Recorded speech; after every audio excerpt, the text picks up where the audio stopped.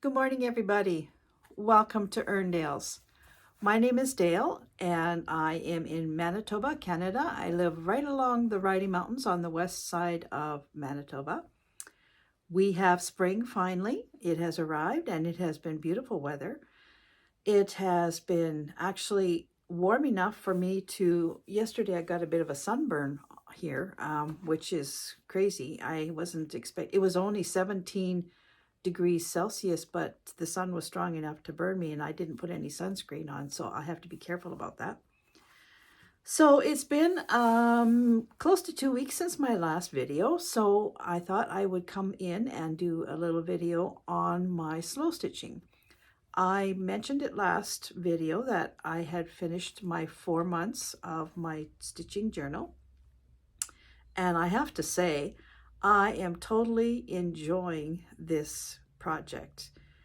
I'll go through it in a little bit of detail, but before I do that, I just want to talk about journals in general. You know, there's so many different ways to journal, and there's so many different styles of journaling. So you can do a gardening journal or a crafting journal or just a regular journal, what I did every day kind of thing. And my mom, she sort of was a journaler, but in a kind of weird way, and I'll explain what she did. And I often wanted to do a journal for myself. In fact, I think I even as a child you used to get a little journal book that had a key and you locked it up and you tucked it in a drawer somewhere. I think I had several of those, but I never could really get to the point of putting something in that every day. And when I did, it felt repetitious, like nice day. I went to school, I did this or whatever. And I just lost interest in it very quickly. But my mom, she would every year, she would make sure she got a calendar with big squares on it. And every day she wrote whatever was going on in the family, what the weather was like, what they were doing, where they were going, all that kind of stuff. And then at the end of the month, she copied her information. Whatever she put on the calendar, she put in her scribbler. And this is one. I think there was 3. This is one. This one goes from 1966 to 1980. And it is loaded with stuff. It's basically her family's life day by day. It's really good. And so I just thought I would pick out a few things, and it's all in her handwriting. So I thought I would just pick out a few things and read them to you, because some of the stuff is quite funny, actually. So this is from 1968. We'll start there. On December the 16th, where is December 16th? There it is. I had a school concert at the school, and I was playing, at the time, I was playing cello in the junior orchestra, because I would have been in the junior orchestra in 1968, and I was also singing in the junior choir. And then also in here there is, when she planted her onions on May 8th, and her radishes. She had surgery. My mom had ear surgery. She had mastoids. And there's meetings in here. My mom taught crafts, and so she had all her different craft clubs, and all the stuff that she belonged to were in here. She got her teeth out, and then she got dentures in. My dad went fishing. I sang in a festival. Winnipeg has a festival of music, and you sing or you play an instrument, or there's all different kinds of categories, and then you are adjudicated. And I did that. I sang there for many years. What else? Let's keep going.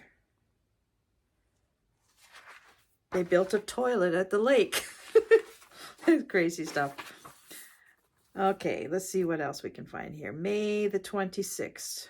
What was going on in May the 26th? Oh, no. That was June the 26th. I had a piano recital, so I was still taking piano lessons. June 26, 1969. So let's skip ahead a few years here. Let's get into the 70s.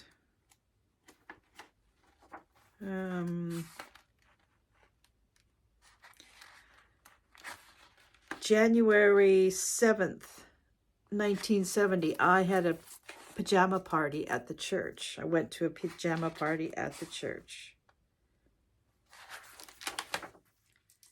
April 3rd, 1970, my parents bought a 1965 Ford Country Squire, so it was 5 years old. They always had used cars. And they sold their I think it was a 63 Ford for $125. Crazy. There's dinners that they went to, people who passed away, when they put the garden in, wedding showers, people who came to visit, and how long they stayed and when they left. And the weather was a very hot year. What are we in? We're in 1970, was a very hot year. My parents had a trailer at the lake, and a lot of the entries were about going back and forth to the trailer, going fishing, what they were building out there. They built different things. And, oh, I had my ears pierced on November 7th. What year is this now? November 7th, 1970. And it cost me $5 for the ear piercing and $5 for the little sleeper earrings. That was November 18th, 1970. Try getting your ears pierced for $5 now, or buying gold sleepers for $5. Okay, let's move along here to 1972. March 21st. Oh, March 21st, 1972, I got my driver's license. Now there's an accomplishment. That's pretty awesome. And what else? Lots of people coming and going. Lots of... my mom she would make... Do you remember those fun fur flowers? I'm talking a long time ago, not like the 70s. She would make these fun fur flowers out of fur, that synthetic fur stuff. And you would make them, you sort of sewed them, and then you sprayed them with hairspray. Our house smelled like hairspray for months on end. And she would sell them like crazy at these community sales. There's some funerals in here. And they bought the upright freezer. They purchased a grinder. Oh dear. Some of the stuff is just everyday stuff, and some of the stuff is really good. April the 3rd, 1973. I went to Minneapolis. I remember that. I belonged to, like I said, the choir and the orchestra at school. And in 1973 was the year that our orchestra went to a school in Minneapolis, and that school, their orchestra, came to our school. So we went down there by bus, the whole orchestra, and we played at this school. I think we did 3 or 4 concerts, and we were billeted by parents of the orchestra down there. And their orchestra came to our school, did the same thing, and were billeted by our parents. It was a wonderful exchange. It was really a lot of fun. Yeah, so that was May 3rd, 1973. And then on the 30th, I got the mumps. And that was my grade 12 graduation year. I remember because my mom had made my my graduation gown dress for the dance and everything, and it was hanging in the doorway, and I was sick. I had the mumps. I didn't get to go to grad.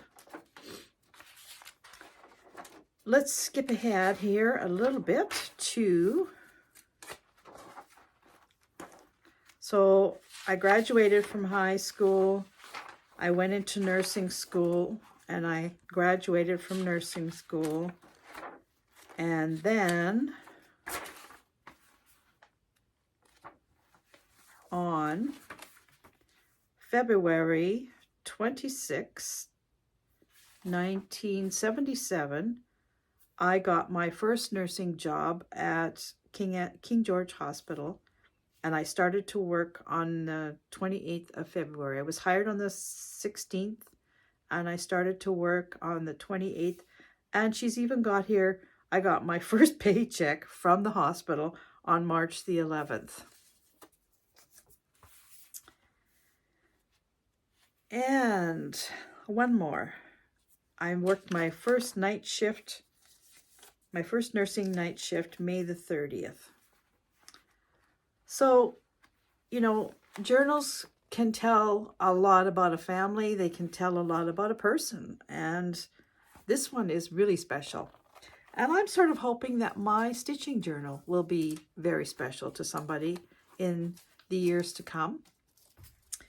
So my stitching journal, I have finished the first 4 months of this year, and so I'm one third through the year, and it's been very easy to keep it going. I haven't lost interest like I would if I was writing. It's been, I thought maybe it would be hard for me to think of something to stitch every day, but some of it is a little bit hard sometimes, and if I can't think of something to stitch, I just make lines, make color is what I'm doing. So I'm going to show you a little bit about the outline. I have showed this before, but just for any new people, if you're just joining me for the first time and you don't know what I'm talking about, I'll just explain a little bit about the journal itself. And then I'm going to show you in detail the 4 months that I have finished. So I just took a piece of photocopy paper. I marked out 4 weeks like you would on a regular calendar. Sorry, 7 days, 7 days, 7 days. And I drew the lines, and then I moved them all over the place. I just moved the lines because I wanted it to look kind of hodgepodge. And I'm actually kind of thinking, I was thinking this yesterday when I was stitching, that I kind of wished I had done 2 of these, one this way and one this way, because I am going to turn my journal into a quilt. And it would have been nice to have it in 2 different orientations, like maybe 1 month this way, 1 month this way. But I didn't do that, and I'm not going to start that now. So this is what I've done. I have numbered the days on this, but I don't necessarily have all the dates numbered on my stitching. I have numbered days that are special, like for instance Easter, I put the date of it, things like that. But I didn't put all the numbers in every month. That I have not done. I can refer to this when I want to see what date is which box. So I put this up on the window, I tape it onto the window, and then I put my fabric over top, which is just, I found I think it's a bed runner thing, you know, the dust ruffle, and it's really good strong linen or really good strong cotton. And I cut it all up in pieces, and I'm just using that. I tape this up onto the window, and then I tape that over top, and I just trace this on. And I have a video showing how I do that. Then I outline each box. What I have been doing is using 1 color per month for the outline of the boxes. So every month I'm changing the color of the boxes, and I'll show that to you when you see the rest of the video. So now I'm going to show you my 4 months. So this is January. I'm going to go up close to it now.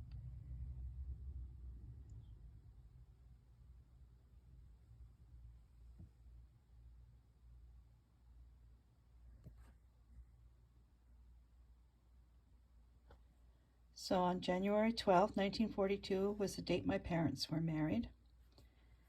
And my dad passed away on January 13th, 4 years ago. So, and he loved birds, so I put that on in remembrance of him. And then this is just all a bunch of colors. Tried some different stitches. The 21st of January, my brother Dean's birthday. He was 64 that day, so I made a little cake for him. And I was just practicing some stitches here. This was the day that I got the Turkish spindle to try out, so I made a little Turkish spindle. And this was just different stitches. This is all French knots. This was a running stitch. January, I outlined all the blocks with this very light blue. And I was so happy to get this first month done that I made a happy face at the end. So that's January.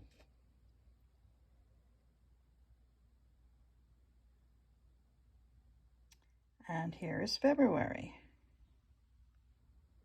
So February, I outlined all the different days with a red. And I started with February. I made some hearts. February the 5th was my Aunt Margaret Vick's, would have been her birthday. She was a very special person to me, taught me so much. She was like a mother to me. So I honored her day. This was her favorite color, mauves and purples. And she was a quilter. So I did a little bit of a quilting design here in honor of her. On this day, I played the piano almost all day long. I do that sometimes. I just sit down and I play and I forget all about myself and anything. So that was a day that I spent playing the piano. And this was a day I was enjoying my tea. I make my own tea from herbs that I grow. And this was a day, 2 days actually, that I was really appreciating my beautiful home that Gary and I have made for ourselves. And of course, the 14th was the day of love, which is Valentine's Day. So there's hearts all throughout here. And then on this day, Lent began. And there's some more hearts for the month of February and love for the month of February. This was Ash Wednesday, I believe. Pretty sure that was Ash Wednesday. And I heart you. I put little purple crosses on all the Lenten days, or I tried to. Lent begins there. And then of course February is a short month, so it only went up to here. And I left these blank. I haven't decided. I think what I will do is run the red through here still and just leave them blank, because I sort of done that with some of the other ones.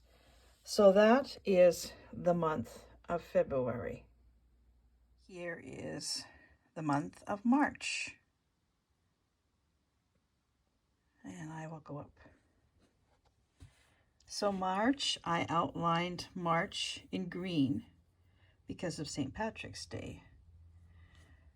So I did some balloons, and their tail goes all the way down to the end of March.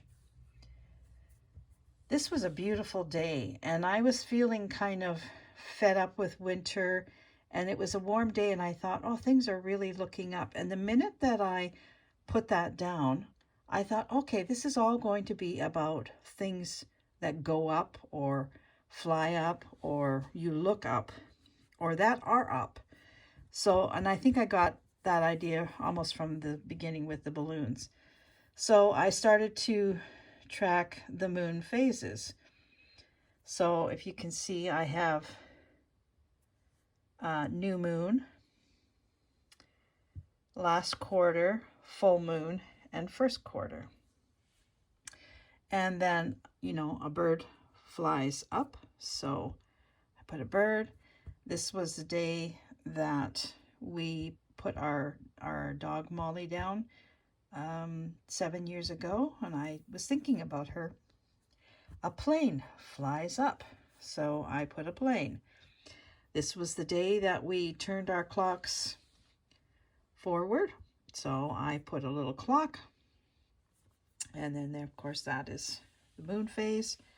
This was one of my nephew's birthday, Blair. He turned 55, so I put him a little cake. St. Patrick's Day. This was the first day of spring. I was so hopeful for beautiful spring weather, but it wasn't to be, actually. This is a hot air balloon, still tethered down. It hasn't flown anywhere. This was the day my mom passed away 39 years ago, so my heart was broken. The moon phase. And when we should have had spring weather, we were still having snow and still having cold. There was no spring to behold. And I was quite bummed about that whole thing. And then actually you can sort of see I had a thing going here with the directional, and that was kind of fun. I didn't plan it. I just sort of, once I had these two going like this, I thought, you know, I'm just going to snake this around. And so I did that too. And it sort of does go up. So that is the month of March.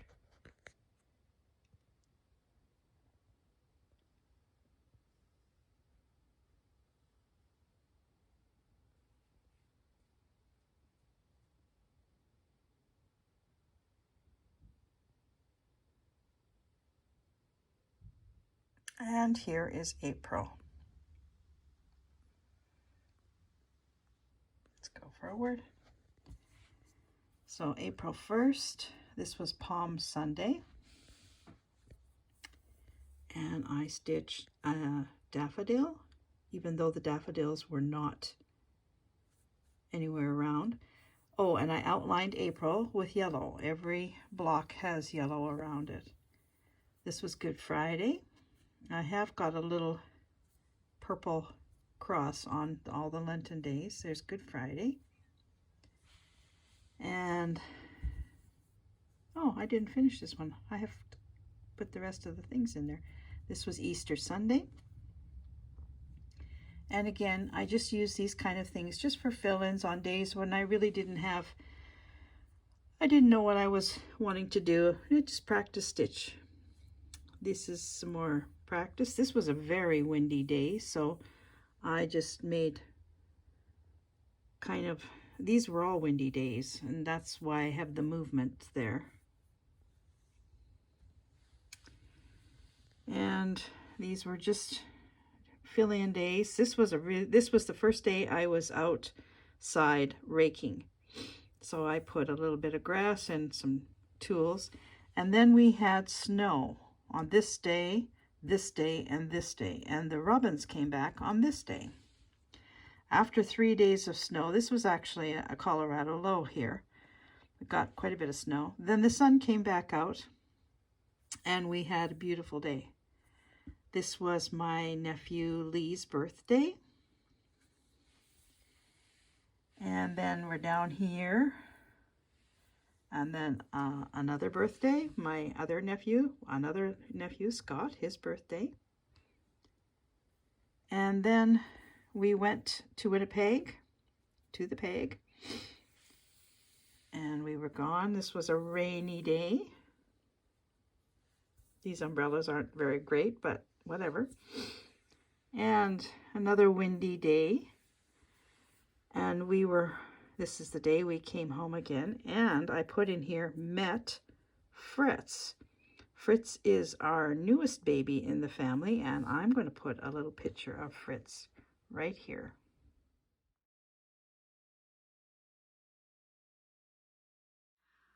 I hope you enjoyed that. I certainly have enjoyed working on this project, and I've got ideas. I know through May what I'm doing pretty much, and I think what I'll do is the same thing. I'll wait a few months. Maybe I'll show you the 6 months when I'm finished the next 2 months. I'm not going to show you as I go. And what I also wanted to add was the material is something I am repurposing from something I'm not using, as is the thread that I'm using. I had a little box of all kinds of mishmash of threads from when I was actually a kid. It's a little sewing box, and I've pulled that out, and that is what I'm using. There's every color under the rainbow in there, and I am trying to use up my stash of bits and pieces. Nothing has a tag on it. I don't know what the color name is. I don't even know who the company that made the thread. It's just all loose thread, and I'm trying to get rid of all of that first. So it's actually a really good stash buster. When I run out of all of that, which I don't think it'll be anytime soon because I still have a lot left, then I will start using some of I've got DMC and all other kinds of threads that I use for my cross stitch, but I'm not going to touch that until I have finished all the other threads. So I hope you enjoyed this. I just want to take a minute to say welcome and thanks for watching, and welcome to all the new subscribers. There are a few new subscribers, and of course welcome to my regular subscribers as well. My videos, I'm going to be probably throughout the summer doing them every 2 weeks because I am doing so much work outside that I really haven't been doing a lot of crafting other than the stitching. I'm doing a little bit of knitting, but not much. I can't get anything made in as fast as I would have in the wintertime. But I am going to be doing a lot of outside videos, gardening videos, and I might take you on some bicycle rides or a few walks. We did go to Winnipeg last week, and we spent a wonderful time with our son and with my brother and his family, and did a lot of shopping, which was really needed. You know, I don't have big stores around here where I live, so it was nice to get into the city for a little while and just shop, get some clothes, and I bought some shoes and things like that that I really needed very badly. Now I am going to play you a little song, and I think I'm going to try and include either one of my poems or some music that I have played for you on the end of every video from now on. It probably will be music for a while because I'm not going into my poetry. I'm not going on the computer that much. So today I am playing you Unchained Melody. It was written in 1955, and it had quite a life until the movie Ghost came out, which it was the theme song for the movie Ghost, and it was sang by the Righteous Brothers. So here is Unchained Melody. Thank you for watching. I hope you enjoyed this video, and I'll see you really soon. Bye for now.